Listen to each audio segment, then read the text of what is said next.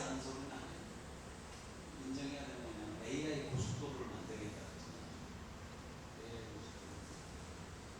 가지고 수소를 불때서 으쌰으쌰 해가지고 AI 서버린이라고 해요. 서버린 AI 서버린. 이 키워드는 우리 서버린 우주에서 온 이름도 아니고 영어인데 이게 한글로 이제 해석하면 독립이잖아요. 독립주의거든요. 주의 사상들. 뭐냐면 중국이나 미국이 대마잖아요. 큰 흐름을 좌우하고 있는데 우리가 너무 거기에 치우치면 안 되지 않겠냐. 가긴 가는데 너무 끌려가지는 말자. 우리 나름대로의 독자성을 만들자고 하는 게 이제 소버린주의예요. 그래서 이제 소버린 AI를 나오고 그러려면 어떻게 해야 되냐면 우리만의 뭔가 인프라를 우리만의 독자적인 걸 깔아야 되지 않겠나. 그 원래 제가 이제 그분들이 왜 그 착상을 했는지 모르겠지만 결과적으로 들어보니까 김대중 대통령 때 기억하실지 모르겠지만 지금으로부터 한 25년 전이죠. 정확하게는 이제 김대중 대통령이 1999년도인가 그때 우리나라 IMF 막 시작될 때 아시다시피 근무후기 할 때 그때 사실 나라가 너무 힘들었었잖아. 근데 김대중 대통령이 두 가지 산업적 시도를 했거든요. 하나는 이제 초고속 통신망을 깔았어요. 저도 전공이었지만 그게 뭔지는 몰랐어요. 빠른 라인을 까는 줄 알았지. 그게 정말 뭐지. 근데 그게 되게 말도 안 되는 짓이에요. 그때 시대로. 왜냐하면 그때는 지금같이 우리나라가 이렇게 선진국은 아니었잖아요. 중진국으로 가다가 확 IMF 맞았으니까 후진국으로 간 거란 말이에요. 돈이 없어요. 그럼 그 전체 광통신망이라고 광망을 깔라 그러면 몇십 조가 들어가요. 그때 돈으로. 지금은 몇십 조가 돈도 아닌데 우리나라 선진국이니까 돈도 아닌데 지금 얘기하면 몇백 조가 들어가는 데잖아요. 이번에 이재명 정부가 AI 고속도로 깐다면서 캐치플러스를 내세운 게 100조를 투자하겠다 그랬어요. 그죠? 100조. 지금 막 이제 또 1000조까지도 올라갔는데 시작은 100조로 시작했단 말이에요. 그게 아마 국민들이 미쳤나 이랬을 거예요. 근데 김대중 대통령 때 그 초고속 통일만 깐다 했단 말이에요. 그때 돈으로 몇십 조가 들어간다고. 근데 나라에 고간이 돈이 없는데 어디 있어요? 그래서 어떻게 해요? 통신회사들을 막 일으켰단 말이에요. 그때 이제 어른들은 잘 아시겠지만 그때 주도하던 회사들이 유선통신회사야 KT나 데이콤 이런 데가 있었다고. 데이콤 지금 이제 LG 전신인데 LG텔레콤 전신인데 그 회사들을 기반으로 해서 그 회사만 갖고 안 되니까 중소벤처회사들 엄청 두루내시니 기억나시죠? 그런 회사들 그래서 벤처 붐을 일으켰잖아요. 그 사람들 다 망했어요. 대부분은. 근데 그 회사는 망했지만 그 인프라가 어디 있냐? 다 빨려있어요. 그러니까 우리 국민들이 참 똑똑해가지고 저렇게 회사들이 이렇게 하고 회사 망하면 어떡하나 참 여지껏까지 걱정을 많이 하시는데 걱정할 필요 없습니다. 그래도 외국으로 안 나오는데 그 라인이 다 깔려가지고 지금 인터넷 시대를 만들고 우리가 사실 디지털 정보를 실현하고 이런 일들이 있어요. 그게 이게 한 가지 시도였고 두 번째가 묻지마 투자. 벤처를 만들었잖아요. 벤처. 그래가지고 어떻게 해요? 그때 아시겠어요? 저도 그때 벤처를 했는데 결혼 배우자 1순위가 뭐였었죠? 배우자 1순위가 뭐예요? 벤처기업 사장이 1순위였어요. 그 다음에 2순위가 어딘데? 벤처기업 직원이 2순위였어요. 기억나시죠? 거짓말 아니에요. 그래서 무슨 얘기냐면 대기업에서 벤처의 러시가 이루어졌어요. 대기업 때려치고 심지어 제가 벤처기업 사장이었는데 KT에서 여군이 전화 온 거예요. 사장님 월급을 안 줘도 되니까 그 회사 들어가서 개발하면 안 되니까 제가 노했어요. 대기업에서도 줄 섰다니까요. 그런 그 산업적 패러다임에 대한 변환에 대한 시도가 있었어요. 그때 국민들이 얼마나 많이 비판했습니까? 제가 알거든요. 처음에 할 때 이제 왜냐면 망한 회사들 가서 술 먹고 룸사람 가갖고 망했다더라 막 이게 뉴스가 되니까 막 비난했어요. 저는 그냥 잘못했다고. 저는 그때도 잘못했다고 생각해요. 그 돈이 어디 가냐고. 술집 가면 어디 미국으로 따라가요? 아니잖아. 이 지역 경제를 살린단 말이에요. 저는 그렇지 않으니까 술 마시면 안 된다고 생각하는데 저 말고는 마셔도 돼요.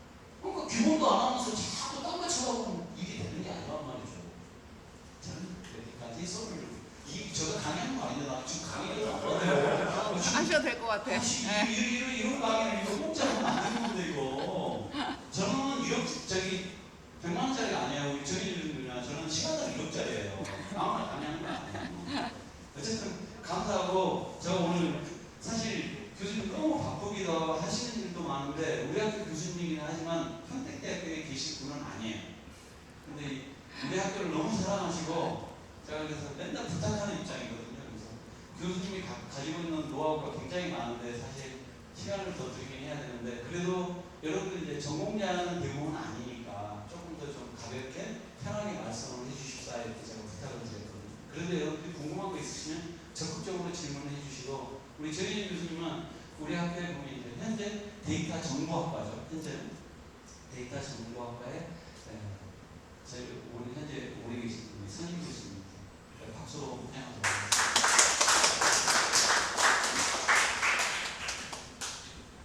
예, 반갑습니다. 이태일 씨를 너무 거창하게 소개를 해주셔가지고 좀 걱정이 되는데, 예, 뭐 제가 평택대학교 상당히 사랑하고 데이터 정보학과에 있다 보니까 이제 주로 저는 이제 아까 에이전트 AI 얘기하셨는데 이제 그쪽으로 많이 학생들을 지도하고 있다라고 보시면 됩니다. 근데 실질적으로 이제 제가 이번에 강의하는 거는 이태일 교수님 얘기하셨을 때 솔직히 텍스트를 활용해가지고 AI 활용 정도는 기본적으로 누가 얼마나 많이 써봤느냐에 따라 다르기 때문에 특별하게 강의할 게 없는데요 라고 얘기를 드렸는데, 그래서 오늘은 뭐 강의 시간보다는 제가 막 이런 실습 시간보다는 지금 어떻게 AI가 진행되고 있는지의 상황에 대해서 많은 설명을 드리고 또 이제 하나의 프로그램 이용해가지고 이걸 우리가 조금 텍스트로 하는 방법에 대해서 설명을 드리도록 하겠습니다. 일단은 요즘 이제 갑자기 제가 이제 항상 생각을 해보면 이 생성형 AI라는 용어가 나온 지 그리 오래되지 않았습니다. 그래서 예전에 한 1, 2년 전만 하더라도 저는 이제 통계 쪽을 학생들을 가르치니까 데이터 분석을 하다 보면 이제 통계에 관련되는 문제들을 챗GPT를 시켜서 풀어보면 못 풀었어요. 근데 요즘은 웬만한 문제는 다 풀더라고요. 그래서 그만큼 많이 발전했구나라는 생각이 들고, 요즘은 제가 스스로 이제 우리 학생들 수업하는 연습 문제나 종합 문제, 통계 문제 이제 올려놓고 한번 풀도록 시켜보면 풀이까지 너무 정확하게 잘 맞춰줍니다. 그래서 이거 굉장히 많이 발전했구나라는 생각을 많이 합니다. 그래서 제가 이제 그런 부분에 대해서 오늘 간단하게 설명을 드리도록 하고, 또 저는 이제 전공 자체가 원래 소프트웨어 리라이블러티 쪽으로 지금 연구를 하고 있다 보니까 대체적으로 현재 지금 AI 쪽의 서비스가 됐건 시스템이 됐건 이런 것들을 관리를 어떻게 하느냐라는 측면에서 연구를 하고 있기 때문에 그 부분에 대해서도 설명을 드리도록 하겠습니다. 그래서 오늘 이제 설명드릴 거는 생성형 AI에 대한 이해와 텍스트 파일 생성과 프롬프트 작성법과 거기에 따른 저장 방법에 대해서 설명을 드리도록 하겠습니다. 우리가 기본적으로 제너레이티브 AI, 생성형 AI라는 표현을 상당히 많이 쓰고 있습니다. 이 AI라는 용어는 1950년 전부터 나왔던 용어예요. 그런데 이제 이게 최근 한 4, 5년 전부터 급성장해서 상당히 많이 활용되고 있다고 보시면 되고, 우리가 기본적인 AI 중에서도 특별히 생성형 AI라는 것은 말 그대로 어떤 질문에 대해서 이해하고 가장 적절하게 답을 만들어주는 도구라고 정의해봤습니다. 그래서 여러분들이 가장 많이 쓰시는 챗GPT가 됐건 아니면 제미나이가 됐건 또는 클로드가 됐건 또 코파일럿이 됐건 간에 일단 여러분들이 궁금한 사항들에 대한 질문을 올리게 되면 그 질문에 대해서 여러분들에게 해결 방안을 제시해주는 도구라고 이해를 하시면 될 것 같습니다. 그래서 여기에서 이제 어떻게 보면은 여러분들이 좋은 질문을 해야지 좋은 결과를 얻을 수 있다라고 정의를 드릴 수가 있겠습니다. 일반적으로 이제 제가 이제 그 조사를 해보니까 가장 많이 쓰는 게 챗GPT, 제미나이, 클로드 정도더라고요. 근데 이제 다 아시다시피 아마 제가 그 전 과정을 보니까 챗GPT도 써보신 것 같고 제미나이도 써보신 것 같아요. 근데 이런 챗GPT나 제미나이가 물론 유료 버전도 있지만 대부분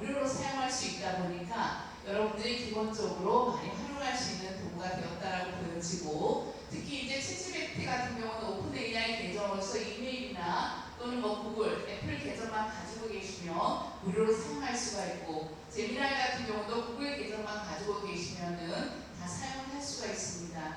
또한 클로드 같은 경우도 그냥 어떤 거에 상관없이 이메일 계정으로 본인 인증을 하고 들어가기 때문에 이 이메일 계정만 가지고 계시면은 무료로 사용 가능한 그런 생성형 AI라고 보시면 됩니다.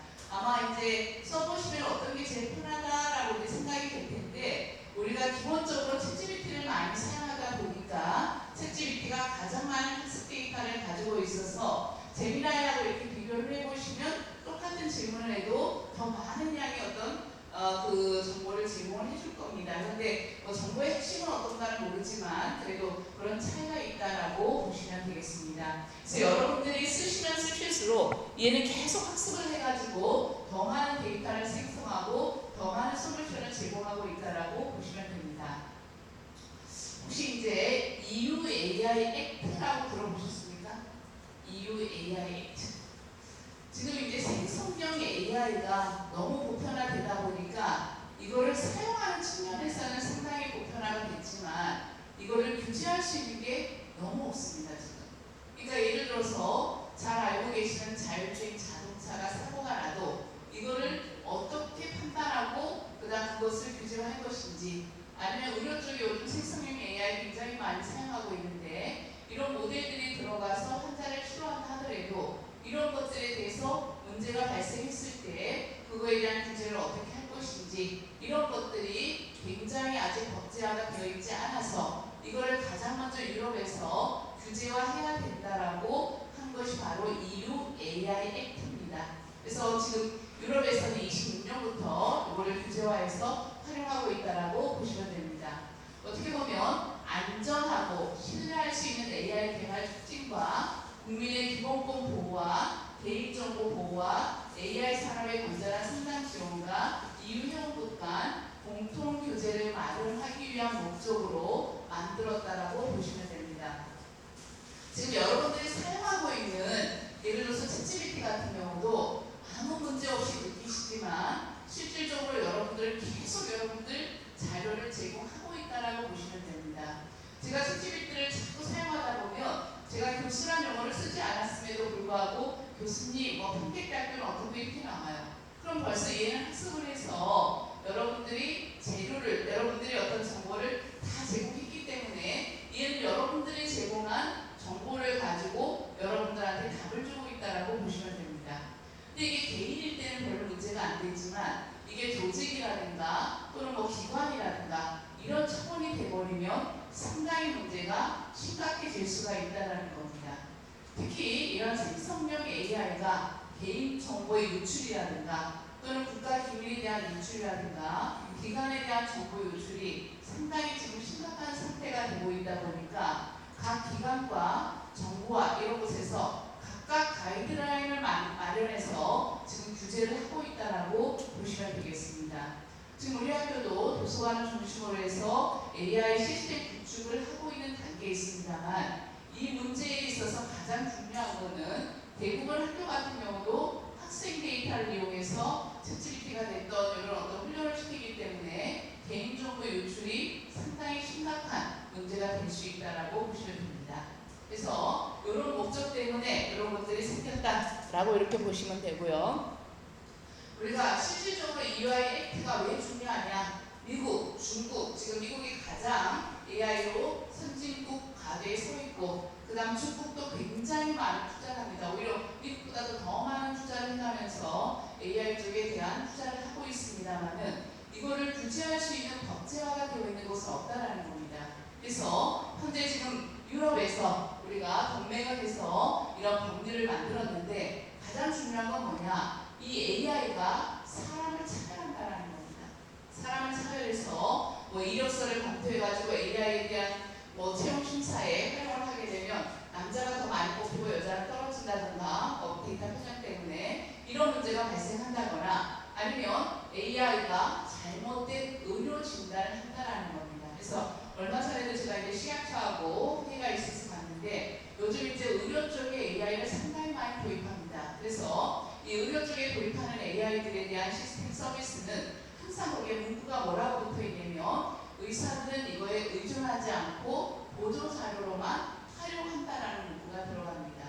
그러니까 우리가 그 데이터를 보고 이 환자가 폐암인지 또는 뭐 이런 것들을 판별하는데 우리가 기본적으로 그 데이터만 가지고 모든 것들을 결정하는 것이 아니라 이것은 보조 자료로만 활용하겠다라는 뜻으로 쓰고 있다라고 보시면 되고, 제가 이제 방금 전에도 얘기를 드렸던 것처럼 AI가 개인 정보를 무단으로 활용하고 있다는 것이 가장 심각한 문제라고 보시면 되겠습니다.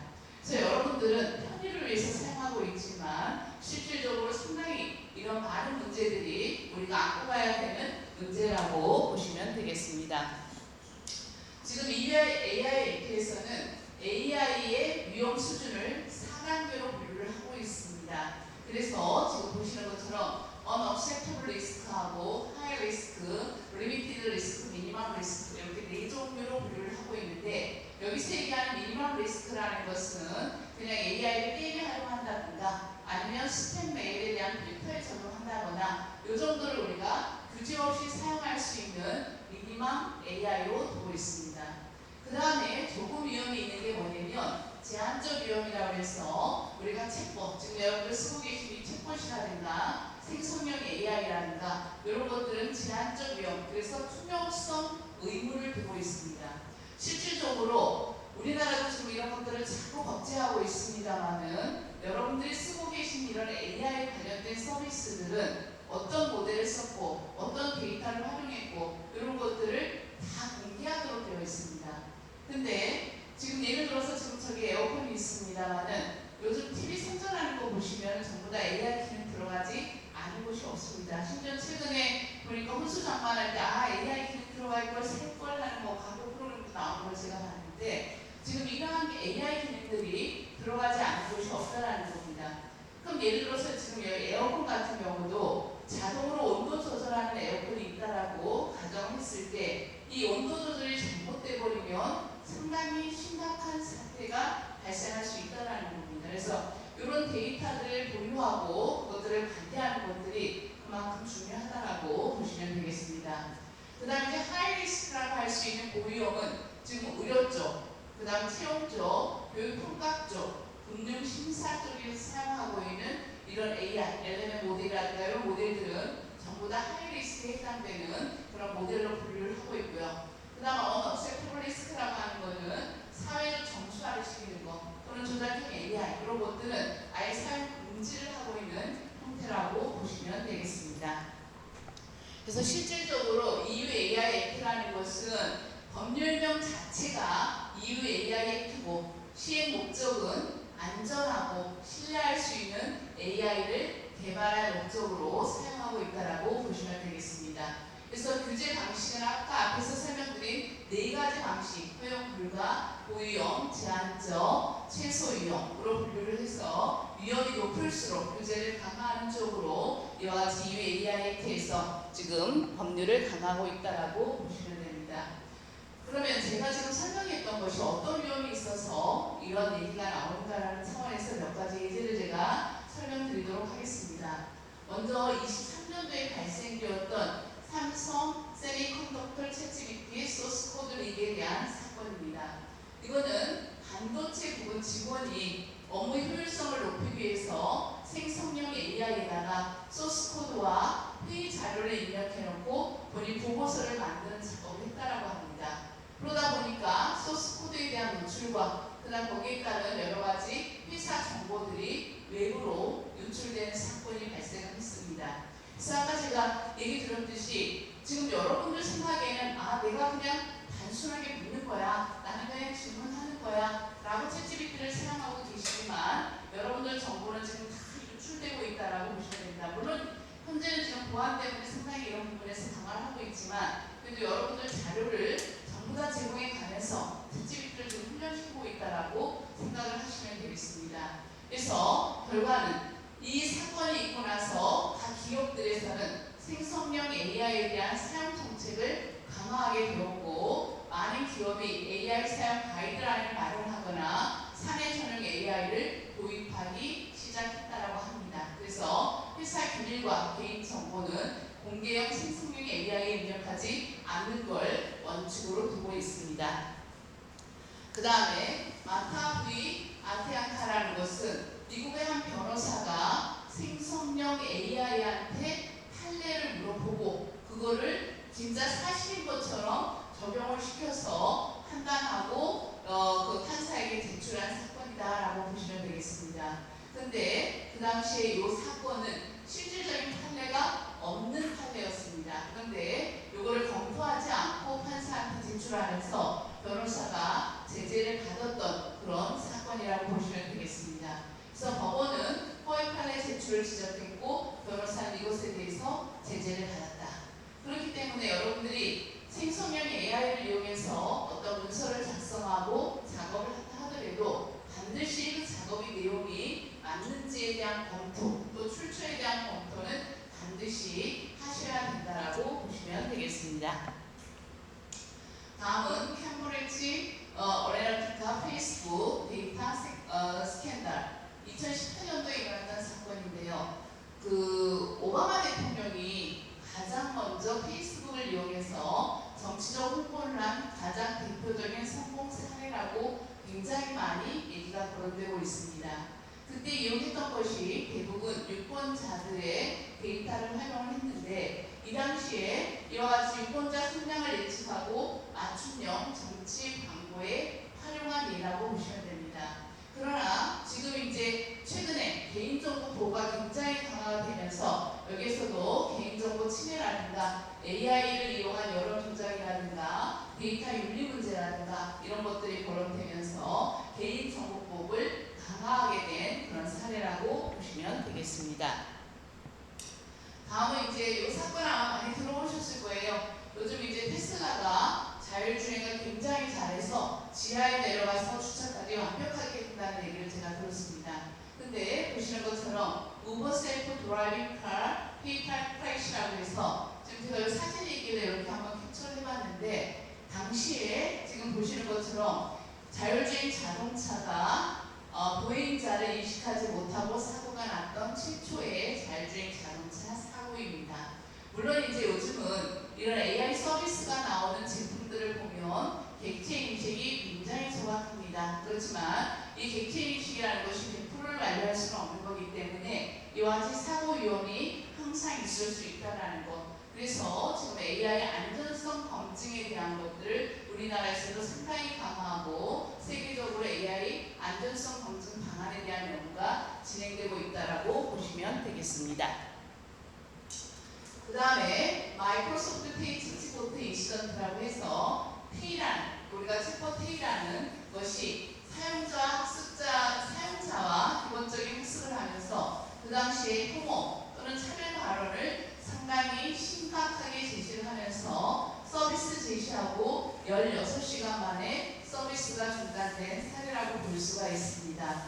이게 왜 이렇게 되냐면 편향된 데이터만 가지고 학습을 하다 보면 이런 문제가 발생을 한다라는 겁니다.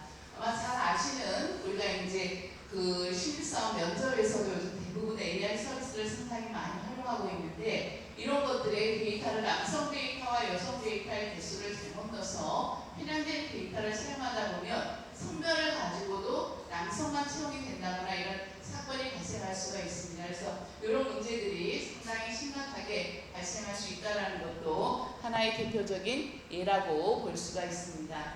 이것도 마찬가지인데요. 요즘은 이제 여러분들이 뭐 항공사에 들어간다거나 뭐 우리 학교도 제가 이제 AI 서비스를 구축하고 있다라고 얘기를 들었는데 각각 회사마다 자체적으로 개발해놓은 챗봇 서비스들이 있습니다. 그럼 그런 챗봇 서비스들은 어떻게 하냐면 그 회사의 내부라든가 이런 것들을 학습시켜서 그 회사에 맞게끔 커스터마이징된 그런 것들을 대답할 수 있도록 하고 있습니다.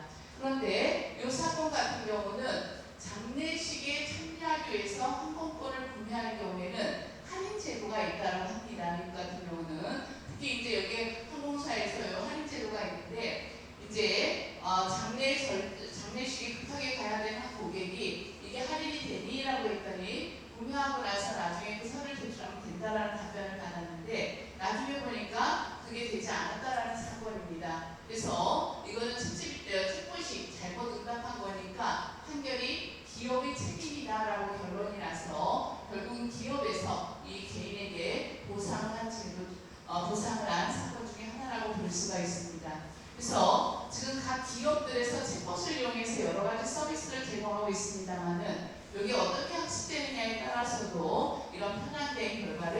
가져올 수 있다라고 보시면 되겠습니다. 그 다음에 이것도 역시 마찬가지인데 개인 정보에 대한 투명성이라든가 이런 것들, 특히 이제 챗GPT라든가 이런 생성형 AI의 가장 큰 문제는 미성년자들이 상당히 많이 사용하고 있다는 것도 큰 문제 중에 하나라고 보시면 됩니다. 특히 이런 것들이 요즘은 상당히 많이 활용이 되다 보니까 학생들이 잘못된 곳으로 빠지는 경우가 상당히 많습니다. 그래서 이런 것들이 지금 상당히 국제적인 규제로 다가오고 있다라고 보시면 되겠습니다. 네, 이렇게 해서 이제 제가 현재 상황에 대해서만 얘기를 드렸습니다. 지금 이런 생성형 AI가 굉장히 보편화되면서 물론 우리 생활에 굉장히 편리함도 주지만 또 다른 문제를 발생시키고 있다는 것은 아마 여러분들 모두가 느끼고 계실 거라고 생각을 하고, 이런 것들에 대해서 발전만 중요한 것이 아니라 규제 방안도 중요하다는 것을 여러분들이 아마 느끼실 거라고 생각을 합니다. 근데 이제 이런 규제라는 것을 우리나라에서도 빨리 만들 수가 없는 것은 어떤 문제 때문에 그러냐면, 이제 기업을 하시는 분, 여기 이제 기업 하시는 분들도 있겠지만 규제가 많아지면 많아질수록 여러 가지 생산에 문제가 생기고 하다 보니까 쉽게 도입할 수 없는 문제들도 있다라고 보시면 되겠습니다. 근데 지금 생성형 AI는 상당히 많은 사건들이 발생을 하기 때문에 이 부분에서 많은 검토가 이루어지고 있다라고 보시면 되겠습니다. 제가 이제 앞부분에 수업하신 거 보니까 뭐 이미지 생성하는 거 여러 가지를 배우셨더라고요. 그래서 아마 이제 이런 프로그램들에 대해서 많이 배우셨을 거고, 이제 뭐 에이전틱 AI라든가 또는 뭐 피지컬 AI라든가 이렇게 해서 이제 상당히 AI의 어떤 발전들이 단계별로 이루어지고 있는데, 특히 이제 에이전틱 AI 같은 경우 저처럼 데이터 분석하는 사람들이 기본적인 예측을 하고 예제 보존하는 데 많이 활용되는 그런 형태라고 보시면 됩니다.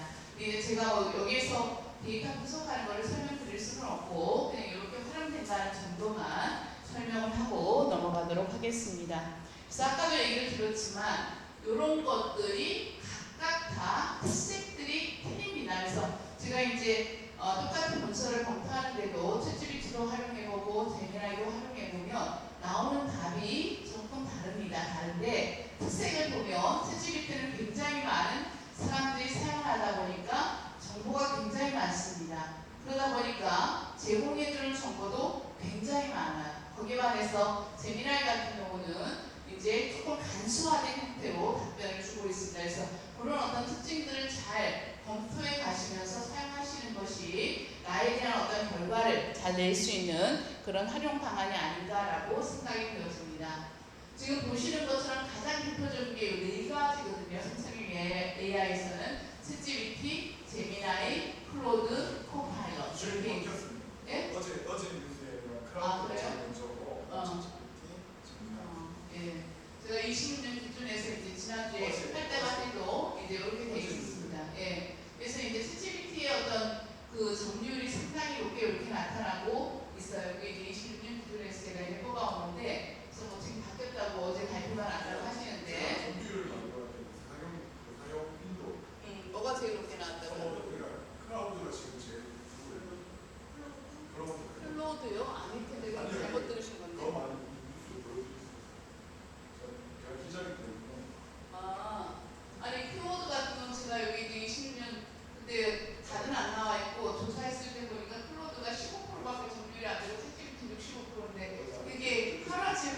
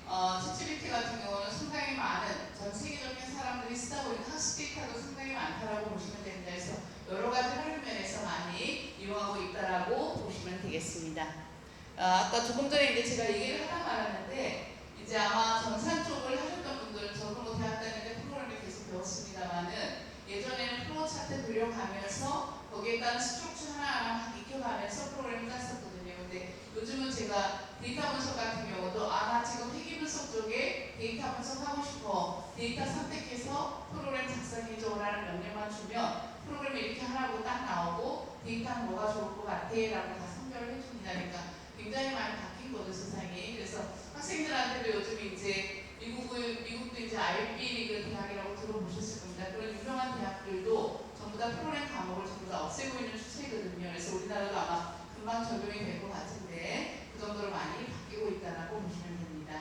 그러면 텍스트를 잘 활용하려면 어떻게 해야 되느냐? 물론 이제 지금 이런 텍스트 활용이라든가 이런 것들은 저보다 더 잘하실 수도 있어요. 저는 뭐 데이터 분석 쪽에서만 특화돼갖고 이런 쪽을 쓰다 보니까 굳이 막 이렇게 막 이용을 하진 않는데 뭐 만약에 이제 문서를 만들어야 된다거나 우리 팀장님처럼 뭐 많이 서류를 해야 되는 분들은 더 많이 활용해 보셨을 수도 있습니다. 근데 이제 기본적으로 제안하는 원칙은 뭐냐면 이와 같이 사용자가 질문을 넣고 그것을 생성형 AI한테 만들어 달라고 요청을 하면 답변이 만들어질 겁니다. 그럼 그 답변에 대해서 사용자가 아까 제가 반드시 확인하고 수정하는 과정을 거쳐야 된다라고 얘기를 드렸습니다. 그래서 이런 과정을 거쳐야 된다는 것이고, 근데 이제 여기에 따른 원칙이 뭐냐면 잘못된 정보를 생성할 수 있다. 제가 이제 요즘은 hallucination이라는 얘기 많이 들어보셨을 겁니다. 환각 상태. 그래서 이제 이러한 것들을 방지할 수 있도록 반드시 잘못된 정보에 대한 생성이 있는지를 검토하셔야 되고, 또 여러분들이 여러분들 자료를 너무나 많이 오픈해가면서 제공하지 않도록, 그래서 개인정보를 보호할 수 있도록 하셔야 되고, 그 다음에 최신 정보, 특히 이제 최신 정보가 리얼타임으로 오는 건 아닙니다. 사실이나 이런 생성형 AI가. 그러니까 내가 지금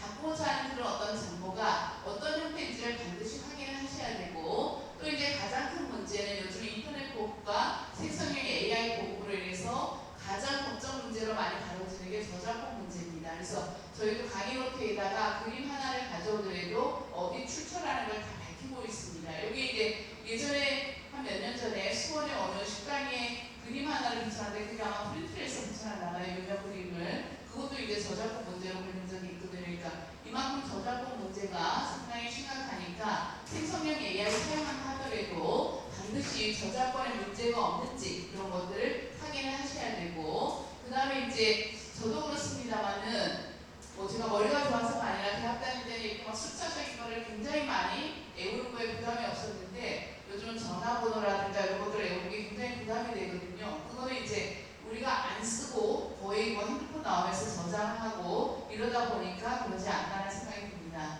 근데 저희 같은 경우도 예를 들어서 학회에서 논문 심사해달라고 오면 일단 채찌비티 한번 돌려보고 거기에서 발제되는 걸 보고 또 제가 다시 검토하고 이런 형태로 바뀌다 보니까 너무 생성형 AI의 의존도가 높아진다라고 보시면 됩니다. 그러니까 기본적으로 강의 준비하는데도 예전에는 제가 데이터 다 찾아가지고 공공 데이터 속에 있는 데이터 찾아가지고 어떤 데이터를 학생들에게 소개하는 게 가장 효과가 좋을까라고 고민했는데 요즘은 이런 생성형 AI한테 물어보면 이 데이터 좋아하고 몇 개 딱 발췌를 해줍니다. 제가 들어가서 한번 프로그램하고 같이 돌려보고 그래서 학생들이 가장 이해하기 좋겠구나라고 하는 데이터를 뽑아서 학생들한테 설명을 했는데 이만큼 많이 세상이 바뀌었다라는 겁니다. 그러다 보니까 이와 같이 이제 너무 AI에 의존해서 인간의 능력이 오히려 떨어지지 않을까라는 그런 측면에서도 많이 고민이 되고 있다라고 보시면 됩니다. 지금 이제 아마 대부분 일을 많이 하고 계실 테니까 보시는 것처럼 보고서 작성하는 거, 이메일 작성하는 거, 회의록 작성하는 거, 변형리 요약하는 거, 코드와 문서 생성하는 거 다 활용 안 되는 데가 없습니다.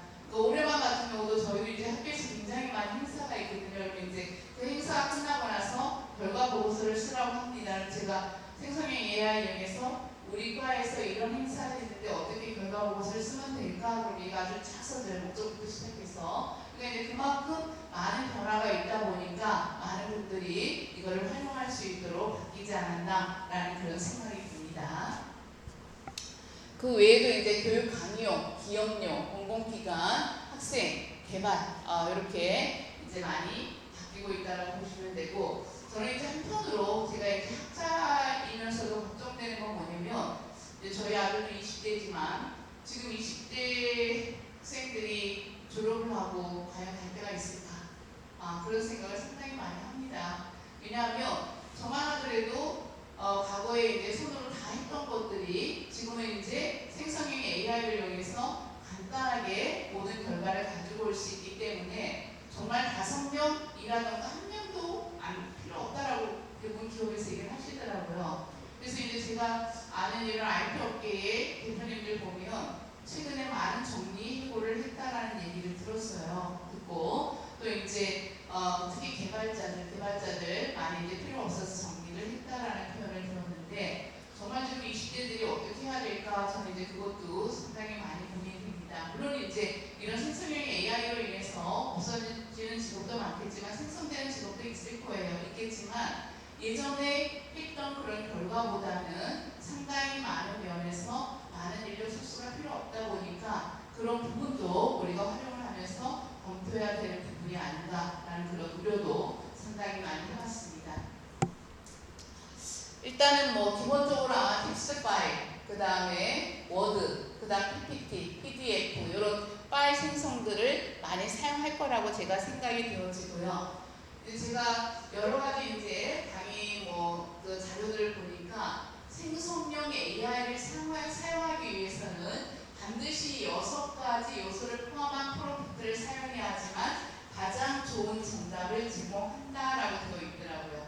거기에 보니까 이제 역할, 다시 말해서 이런 어떤 역할을 분류할 것인가에 대해서 명확하게 기술을 하셔야 되고, 프롬프트를 작성할 때 그 다음에 내가 이것을 왜 쓰는지 그거에 대한 목적을 정확하게 제시를 하고, 그 다음 대상, 누구를 위한 문서를 만들어야 되는지도 정확하게 제시를 하고, 그 다음에 가장 중요한 포맷입니다. 내가 이걸 PPT로 만들지 워드로 만들지 이런 것들에 대해서도 정확하게 제시를 하셔야 되고, 그 다음에 몇 자, 몇 페이지, 몇 줄 이런 식으로 정확하게 내가 하고자 하는 분량에 대해서도 제시를 하셔야 되고, 마지막으로 포함하거나 제외할 내용인 조건을 기술해 주셔야지만 가장 좋은 답을 제시할 수 있다라는 겁니다. 그래서 기본적으로 프롬프트, 요즘 프롬프트를 잘 쓰는 사람이 생성형 AI를 가장 잘 활용한다라고 얘기하는데, 이런 프롬프트를 작성할 때 이런 6호 원칙에 의해서 역할, 목적, 대상, 형식, 분량, 조건들을 정확하게 기술하셔야지만 정확한 답을 낼 수 있다라고 제시가 되어 있습니다. 그렇기 때문에 만약에 내가 생성형 AI에 대해서 작성해줘 라고 이제 우리가 기본적으로 이렇게 명령을 주는데, 그러기보다는 대학생을 대상으로 생성형 AI 교육 활용 사례를 보고서 형식으로 작성해줘 라고 하고 나서 거기에다가 A4 2장 분량으로 서론, 본론, 결론을 포함해서 실제 사례 3개를 포함하도록 하고, 특히 쉬운 용어를 사용해줘 라고 아까 얘기했던 6가지 원칙을 모두 활용해서 기술해 주셔야지만 여러분들이 원하는 답을 정확하게 제시할 수가 있다라는 겁니다. 그래서 제가 이 2개 같이 넣어가면서 막 비교를 해봤어요. 했더니 얘가 깔끔하게 작성을 해줍니다. 그러니까 프롬프트를 작성하실 때는 정확하게 이런 형태로 작성할 수 있도록 연습을 하셔야 된다라고 보시면 되겠습니다.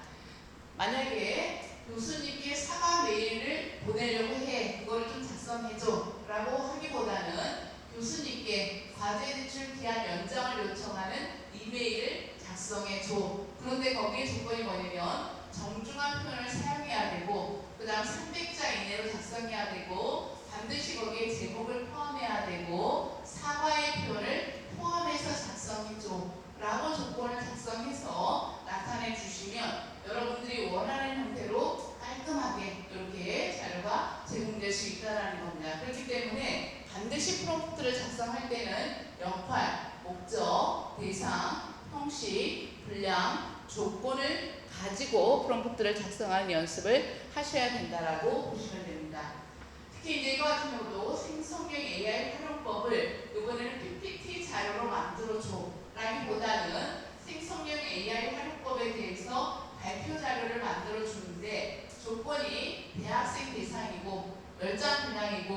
슬라이드마다 핵심 내용 3개를 넣고 발표자 노트도 만들어줘. 이런 식으로 해야지만 정확하게 만들 수 있다라고 보시면 됩니다. 이와 같은 경우도 생성형 AI 기능에 대해서 보고서를 요약해줘 라고 뭐 하기보다는 AI 기능에 대한 보고서를 대학생이 이해하기 쉽도록 5줄로 워드 형식으로 요약해줘. 그리고 핵심 내용만 정리하고 중요 키워드는 굵게 표시해줘 라고 이렇게 기록을 해야지만 좋은 조건에 답을 얻을 수가 있다라고 보시면 됩니다. 그 다음에 이제 오늘 제가 마크다운 형식에 대해서 설명을 드릴 텐데, 이 마크다운 형식을 이용을 하시면 여러분들이 만든 그 생성형 AI 답을 보고서 형식으로 아주 깔끔하게 표까지 만들어줍니다. 그래서 그 프로그램이 설치가 될지 지금 잘 모르겠는데, 일단은 예를 들어서 챗GPT, 제미나이, 클로드를 비교해 주세요. 이렇게 해서 이제 오늘 배운 형태대로 이렇게 넣었을 때와 그 다음에 챗GPT, 제미나이, 클로드를 마크다운 형식으로 비교해 주세요 라고 해서 넣었을 때는 표 형태가 달라집니다. 그래서 마크다운 형식으로 넣게 되면 훨씬 더 깔끔하게 그렇게 이제 만들어지기 때문에 그 방법에 대해서는 제가 설명을 드리도록 하겠습니다. 일반적으로 그럼 여기서 얘기하는 마크다운이란 뭐냐? 일반 텍스트 기반의 경량 마크업 언어를 우리가 얘기를 하는 걸로 간단한 기호만으로 문서의 구조를 표현할 수 있는 형태라고 보시면 됩니다. 그래서 확장자는 .md로 이렇게 들어갑니다. 그래서 이 .md로 만들어가지고 마크다운 형식으로 만들어주면 여기서 배우기도 쉽고 읽기도 쉬울 뿐만 아니라 이 만든 자체를 HTML 형식이나 PDF나 워드로 또 내보내기를 해낼 수가 있습니다. 그래서 굉장히 쉽게 활용할 수가 있다라고 보시면 됩니다. 그래서 기본적인 문서 작성하는데 굉장히 많이 활용한다라고 보시면 되겠습니다. 마크다운 형식은 이렇게 이제 제목, 그다음 소제목 이렇게 이제 샵기호를 붙여가면서 우리가 기록을 해주면 이런 형태로 작성이 된다라고 보시면 됩니다. 그래서 명령을 줄 때, 아예 이제 챗GPT나 이런 명령을 줄 때 지금 보시는 것처럼 대학생을 대상으로 생성형 AI 사용 사례를 마크다운 형식으로 작성해줘, 조건을 이렇게 해줘 라고 이렇게 작성을 하시거나, 아니면은 이런 식으로 생성형 AI 교육 활용 사례를 이렇게 샵기호를 넣어서 작성을 해주시면 얘가 제목이 되고 얘가 목차라는 것을 자동 인식해서 마크다운 형태로 만들어줍니다. 그래서 이런 형태에 대해서 만든 다음에 그거를 그대로 카피해서 MD 파일, 확장자를 MD 파일로 만든 다음에 프로그램 하나를 이용해서 이거를 바꿀 거예요. 바꿔주시면 깔끔한 보고서 형태가 만들어집니다.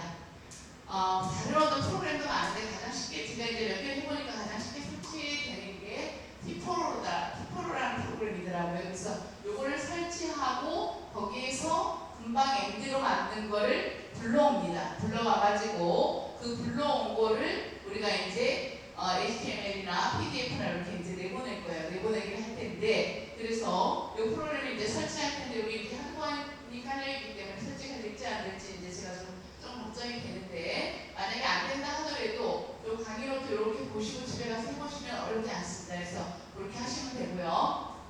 그래서 이제 순서를 제가 알려드릴 거예요. 순서는 일단 챗GPT한테 이걸 쓸 거예요. 아까처럼 이제 이런 형태로 뭐 두 가지 아까 제가 형태를 알려드렸는데 이런 형태로 쓰거나 이런 형태로 쓸 겁니다. 이런 형태로 쓰면 이제 챗GPT가 내가 원하는 답을 쫙 보여줄 겁니다. 그럼 그거를 카피를 할 거예요.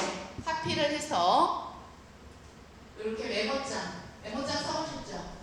메모장에 텍스트 파일을 이제 주로 텍스트 파일을 관리하는 데 많이 쓰이는 건데 그 메모장에다가 실행을 해서 카피를 할 거예요. 챗GPT에서 나온 결과를 카피를 한 다음에 얘를 아까 얘기했던 대로 확장자 MD로 해서 저장을 할 겁니다. 저장을 하고 거기에서 UTF-8, 인코딩은 UTF-8로 정해주는 한글을 그대로 지원받거든요. 그래서 이렇게 해가지고 저장한 다음에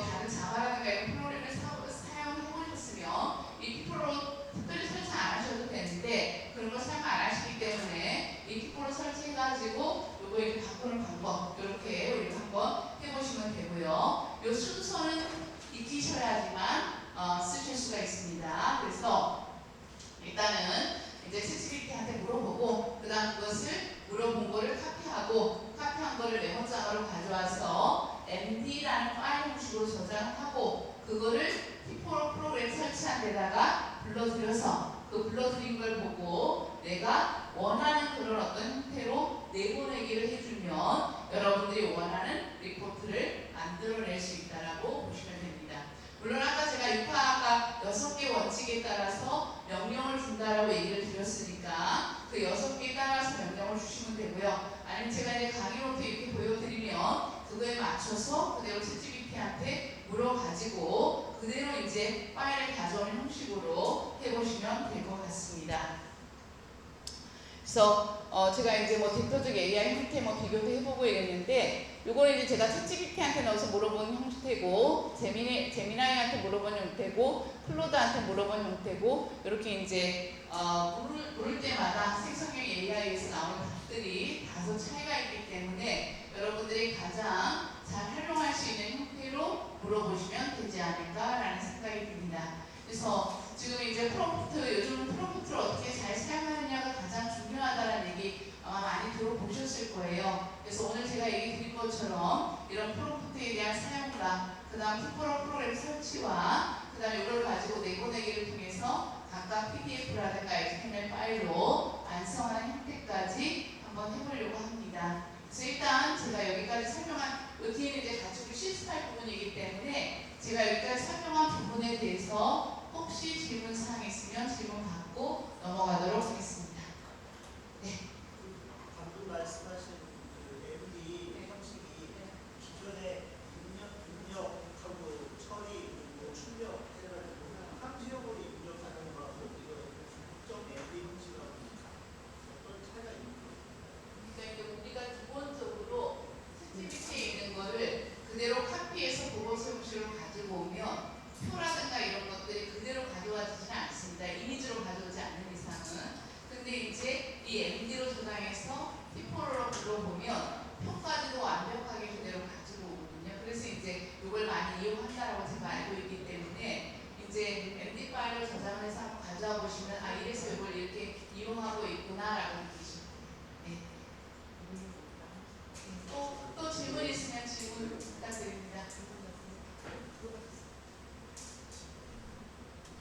주로 이제 생성형 AI 중에서 뭐를 가장 많이 활용하세요? 제미나이 많이 활용하세요? 제미나이 많이 쓰세요? 챗GPT한테 페이크 인포메이션을 받아가고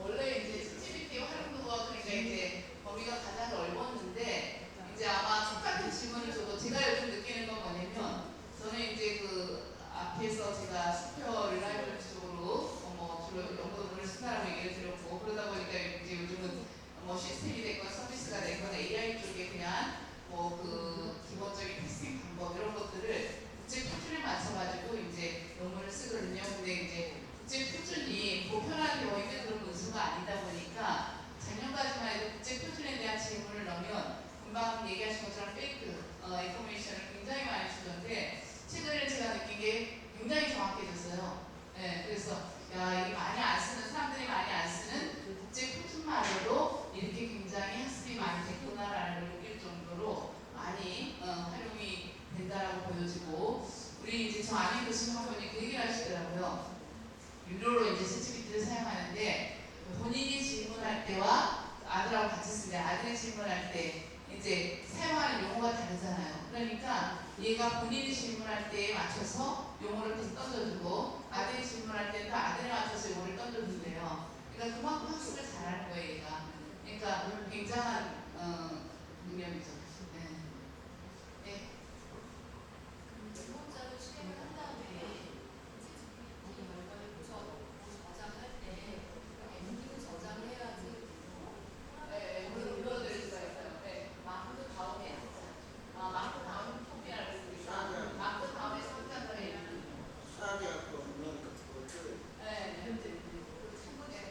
그래서 그렇게 이제 해보시면 돼요. 아, 벌써 해보셨어요? 어휴, 빠르시네요. 네. 네. 그러면 네, 일단 뭐 제가 쉬는 시간 없이 화장실 가실 사람은 알아서 가시면 될 것 같고, 제가 다른 거는 아마 다 잘 아실 거예요. 잘 아실 거니까 요거를 먼저 한번 해볼게요. 챗GPT한테. 예, 이렇게 해서